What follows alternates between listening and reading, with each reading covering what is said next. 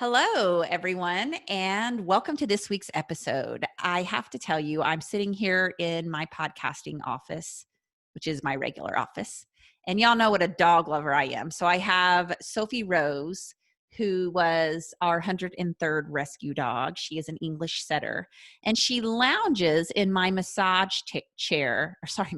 I wish, my meditation chair in my office. She just lays in it all day long while I sit here in front of my computer and work away. And then I have George Leroy, who's on the floor next to me. He's our 99th rescue. He is an Irish setter. So most people who record podcasts are like making sure that there's no background noise whatsoever and they're holed up in their room. But not me. I've got my dogs in here, so you might hear some rustling around.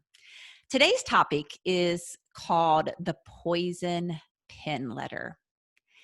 And the poison pen letter is something that I have used with many of my past coaching clients. And it's a topic that I actually jumped into my Facebook group and talked about recently, and it got a really big response. So if you're not in my Facebook group, She Finds Joy, you need to head over there because every week I'm in there giving inspiration and doing real, raw, vulnerable talk around topics that are important for women. And so this past week, I did a Facebook Live on the idea of the poison pen letter, and I got a really, really good response. And so all of us, we all have struggles or grievances in our life. It could be about someone who wronged us or treated us unfairly or did something terrible to us or continues to wreak havoc in our life. And I find that it's more women than men who struggle with this because as women, most of us are very emotional beings, right? And we attach to certain emotions, and those emotions don't always feel good, yet they're sometimes kind of running in the background of our lives. And I know for me personally, I wrote a post recently about being a too much woman, and my too muchness has caused a lot of havoc in my life. I'm going to actually read the post that I wrote so that I can kind of give you the background story of where I have been in my journey along this road. Okay, so here goes. I wrote this. I am a too much woman. I was told for a long time that I was too much of everything. Too confident, too loud, too ambitious, too extroverted, too emotional, and too talkative. And here's the deal, folks. I love hard and I feel deeply. And yes, I want to have it all, every single bit of bliss and joy and excitement and experiences that I can get from this life. I also know that I have kick-ass legs. I'm not afraid to discuss racism, mental health, sex, or numerous other topics. I'm honest and my laughter is contagious. My energy is big, my friends, and I know that it can be all consuming, but I'm no longer as afraid to speak up and have an opinion. So basically, I'm altogether too much, and that muchness has made me dangerous. It has made others want to drown out my light and keep me small. It has made people attack me and try to keep me contained so they could feel better about themselves. And for a long time, I kept going back to my corner to play it safe. I hustled to be liked by all and wanted to appease everyone. Even though every time I did that, you all, I lost a little bit of my soul each time that I forced myself to go back into the box. And for years, I diminished all of my too muchness and I allowed others to determine who I could be and how I showed up in the world. I allowed them to put me in my place. Now, some people think Kim Strobel is too self-assured and that I carry myself in a way that says, yep, I know who I am. And I also realized that some people say, oh, there she is, thinking she's all that. Who does she think she is? Someone needs to put her in her place. She needs to take it down a few notches. I hope she fails. And for so many years, I did. I diminished my light so others could feel better about themselves. I played small when my soul yearned to play big in the arena of bigness. And do you know what I did with all that toxicity and all the times I left pieces of my soul to be who others wanted me to be? I decided it was time to let all of that motivate me. I decided to step into myself and be who I truly am. I decided that certain people no longer get an opinion on my life. I decided that I would wear the dresses that show my damn legs. I decided that I would rise up and roar like the lioness that I am. And I decided, folks, that I was worth it. And guess what happened? My world opened up because I decided to embrace my muchness. And I see now that all along my soul was saying, do it, girl. Do it. The world needs your too muchness because your muchness is your magic.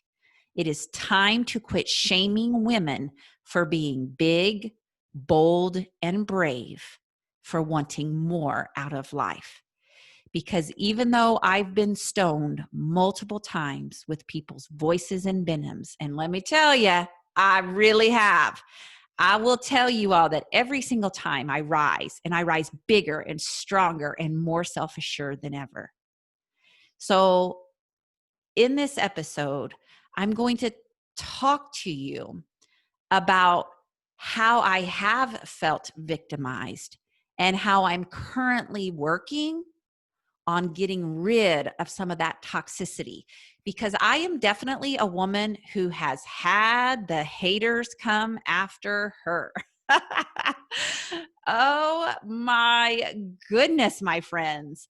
I feel like I am that girl that, like, I don't want to play the victim card because I really try to step out of victimhood, because I really want to step into what I call being a warrior, right? We can't stay in victimhood. But the bottom line is, many of you can relate to that story that I just told. You might be a too much woman.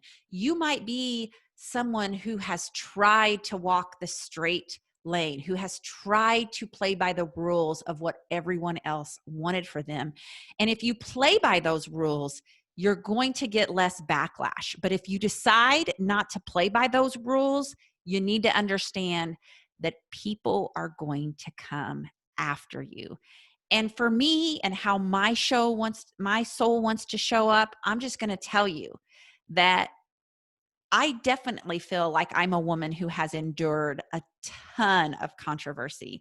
Um, years ago, they used to stone women to death. And I'm one of those that believes in previous past lives. And I feel like I was probably truly stoned to death in a previous life. I don't know if any of you have heard of Brian Weiss, but as a little segue, if you're interested in this idea of previous lives, Brian Weiss, and I'll link this in the show notes, but he wrote 2 books that absolutely moved my world. One was called Same Soul, Many Bodies, which is all about how your soul will reincarnate over and over in multiple bodies with multiple experiences. And another one that he wrote was Many Lives, Many Masters. And so if you're fascinated by this idea of previous lives like I am, this isn't an episode about that, but I'm telling you this because I believe that I have definitely been stoned many times in a previous life. And I find it quite interesting that I have also been in the role of being stoned by people's injustices towards me, right? So, when I was gosh, I think I was 26 and I had given birth to my little baby boy. And 2 months later, I divorced his dad. I was definitely stoned by the people in my community who did not understand why I was leaving my marriage and felt like they needed an explanation for why I would do such a thing. And then I went through a public stoning in my community because I worked in a school corporation who had hired a new principal, and the new principal was a complete flop. And 6 weeks into the job, she was taking inappropriate pictures of herself between her legs. And the school ended up finding like over 50 pictures of her vagina on the school phone and on her laptop. But I got myself, I was immersed in that because I happened to be one of the people in the room that she was showing images and videos to. And so, the community, different women had already had issues with me because, my legs look too good and I dress too cute and I work out all of the time. And so it became like this fish feeding frenzy, and an opportunity for people to try to bring me down in that particular instance. So that was another public stoning. And I've always kind of had people, women in general, come after me. Um, you know, I was the teacher who did a lot of progressive teaching practices. So a lot of the teachers around me felt threatened by that. And so they would come after me. And I remember specifically, I had a fellow teacher who was attacking me behind my back and really saying very bad, inappropriate, untrue things about me. And so I called a meeting with the CTA president and the regional director because I had had it. I was done putting up with this BS with these people who I believe were just very threatened and very, very jealous of me. And I remember being in that meeting, and the teacher who had been telling the lies about me was sitting across the table. And she said to me, she started crying because I had called her out on her BS. And she said, "Well, Kim, you're just one of those people that's always trying new things in your classroom. And everything you do really well. And it just makes the rest of us feel like we're not good enough. And it just seems like you have all the confidence in the world and you have this really great body and you have these really great legs and you just make people feel uncomfortable." And at the time, I was in a very vulnerable state because I was younger and people's opinions of me and this trash talk behind my back from, what I wore to school and how I dressed cute and all of that, it gets to a person. It really does. And so I sat there, and as she was saying all of this, I revealed my own vulnerability with her. And again, I didn't have a lot of confidence, even though maybe it looked that way. And I said, let's just call this person Tara. Tara, I have a lot of struggles in my life. I don't like what I see when I look in the mirror. I was recently in a car accident. I have a mouth full of braces and my nose got broken. And, I too have problems and I don't always like the way I look. And I started to tell her all of this stuff so that she could feel better about herself. And I remember walking away from that meeting, and of course she apologized and everything. And she even said, Kim, I really think it would just help if you would stand in front of our entire faculty and you would let them know that you have all these problems. Just let us know that you don't always like what you see in the mirror or that you're feeling, bad about the braces that you have. Can just stand up there and tell everybody that so that we can all feel better about you.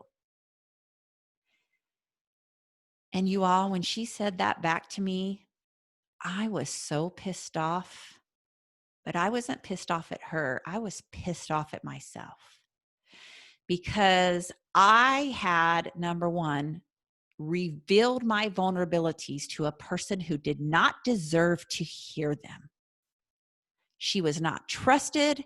She was not a confidant. She did not deserve to hear my vulnerabilities. The other thing is, I walked out of that meeting and I thought, I am never again going to make myself smaller so that someone else can feel better about themselves. And that was really a turning point for me. I was tired of constantly diminishing myself so that the people around me could feel better about who they are. Now, you might be wondering, what does this story have to do with the poison pen letter? Well, I'm just going to tell you that while I have worked hard to get through the resentments that I hold towards people who have done me wrong, it is still a difficulty in my life. And I want you to think about this. Do you have people in your life who really wronged you, who did something to hurt you or abuse you or shame you or ridicule you? Do you have those people in your life? I think we all do. But the second question is probably the more powerful one, which is, do you still let them steal your joy? Because you are still so tied up in the anger and the resentment, maybe even the hatred towards them. And I will tell you that this is something that I have to continually work on. I have certain people in my life, and I feel like I have more than the average person. Not that we need to be comparing, but I'm like, I've had a lot of people do really shitty damn things to me, right? And I always joke with my counselor because he knows that I believe in past lives too. And he's like, Kim, when you charted this path of, reincarnating in this world and, having all of these experiences, you chose to have a lot of really tough experiences in this life. And I do feel like a lot of us women, we do have like anger and resentment and sorry, see, there's my dog. He's like scratching in the middle of this podcast, right? So that's the problem with having a dog in here. All of a sudden you hear this like thump, thump, thump, thump, thump in the middle of my podcast. And it's because George has decided to get up and scratch his itchy spot. But going back to my statement, I feel like so many of us do have feelings of anger and resentment and pissed offness towards people who have wronged us. And many times, we have to work towards forgiveness. And we know, we've heard this a million times, right? Forgiveness is not about that person. Forgiveness is the gift that you give to yourself because it releases you from all the negativity and all the ill feelings that you still hold towards that person. Because when you have these negative emotions that you allow, you think about this person, you spend energy and time thinking about what they did to you and what they took from you and how they changed the trajectory of your life. What happens is it takes your energy, it takes your joy, it takes your creativity, and it takes your happiness. And so for me, I know for a fact that I spend too much time thinking about people who have wronged me and that it zaps a lot of my good energy. And so one of the skills that I've been using in my life that I would invite you to use, if you can think of someone who you hold anger and resentment towards, is to write what is called a poison pen letter. And this is a letter that you actually sit down and write. Now, I typed mine on my computer. You can handwrite it, you can type it. It doesn't matter. But you don't actually have to send this letter to them.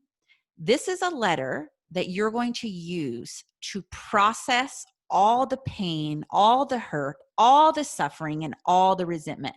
Because what happens is those emotions have a vibrational frequency to them, and they become part of our cellular makeup. They affect everything in our life. And I think it was Oprah or somebody said, like, when you hold resentment towards someone, it's like drinking poison and expecting the other person to die from it, because you're the one that becomes poisoned. You're the one that lets what that person did to you define and have power in your life. So the way that a poison pen letter works is you're going to pick one person. Frankly, I have 7 poison pen letters that I need to write. I can think of 7 people who I still feel extreme resentment towards. And I'm just being very honest with you. You guys know me. I'm a happiness coach, but the happiness coach has her own struggles, and I have to do a lot of work on myself. I am a work in progress. And so I have like 7 people for sure that I hold like deep resentment towards. And so what you're going to do is you're going to pick at least one of those people, and you're going to write a letter to them. And this letter can be as angry and mean and hateful and vicious as you want it to be, because the point of this letter is to get all of this ugliness out of you and to release it. All right. And so you're going to let all of that venom and all of that poison come out. And you're going to tell that person in a letter everything you think of them, everything they've done to you, every awful thing that you want to say to that person. But you're not necessarily going to send the letter to them. You see, by you externalizing it and putting it down on paper, it is freeing you and getting it out of your system. All right. Now, what I do with my poison pen letters, and let me tell you, they're ugly, they're vicious, they're mean, like they are terrible, because my golly, I'm letting this crap out. I got a lot to say to this person. But what I do is I write my poison pen letter and then I burn it. And I watch the letter and the words, I watch it freaking burn. Because what I'm wanting to do is to release that from myself, to give myself some of the joy back that I deserve, because I am the only one who is hurting from that person. I'm allowing that person to still have power in my life, to take pieces away from me. And, so many times we know that the person who hurts us, right? It's really because they are hurting themselves. We know this, we understand it. But, and it's a deeply personal thing, right? They attack because there's something deeply inside of them, and I'm triggering them, and that they choose to use me as their scapegoat. I mean, I even have someone who I have no choice about this person being in my life, and they use me completely as a scapegoat. And again, it causes a lot of havoc and resentment and ill feelings towards me. And so I'm trying to figure out how to not let that person affect me anymore, but also how to not let that person continue to use me as a scapegoat. And so I want you to think about, is there someone in your life that you need to write a poison pen letter to so that you can release the hurt and the trauma that is inside of you? And so I want you to write this poison pen letter. Okay. But I'm going to tell you how I ended mine and what I did. So I wrote the first one about 5 days ago. Now I've written them before. This is a newer one to someone else that I really needed to release some of my anger and resentment towards. And so I sat down at my computer for about 45 minutes, and I was just banging on that keyboard. I was telling them everything that they did wrong, everything that they did that affected my life, how terrible, crappy, shitty they are to me. I mean, I just let it all out. Okay. And for me, I didn't handwrite it. I simply sat down at my computer and I typed it out.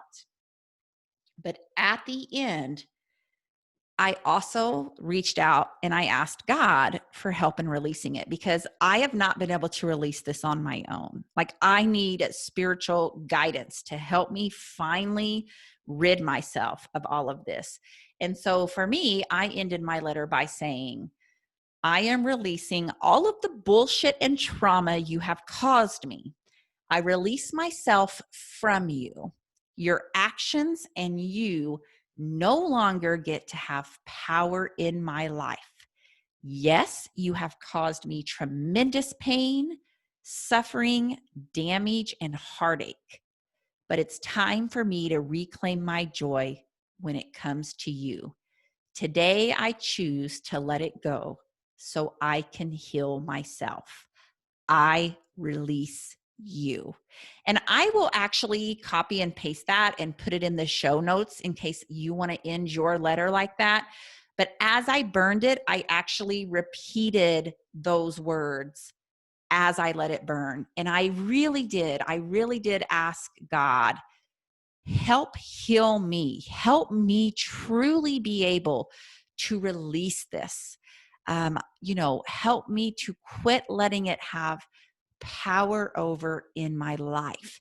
And this is just a therapeutic thing that we can do to try to take 100% responsibility for our lives and to heal the trauma that is inside each and every one of us. And I had somebody in my Facebook group. And by the way, if you do this, jump over to our Facebook group. I want to hear from you. Shoot me a picture, post a picture in the group of you burning your poison pen letter, because that's exactly what I did. I posted a picture in my group and I was like, here it is, folks. And I burnt that bad boy today. But I had somebody in the Facebook group say, I need to write a poison pen letter, or they did. They wrote a poison pen letter to someone who had sexually abused them. And she said, I actually sent my letter to that person. And I said, absolutely. Like, you have a choice to send it. You can send your poison pen letter. If you need that, then absolutely you can do it. But here's what I know, my friends. I know that anytime we let bad feelings stay in our bodies and in our minds and in our hearts, we are the only ones who suffer for that. And so we have to do the work to transform that, to get that out of our system so that there's more energy freed up for us to walk, navigate, and align ourselves in the world in a way that matches up to how our super shiny soul wants to shine and burn. Good luck, and I hope to see your poison pen burnings in the Facebook group.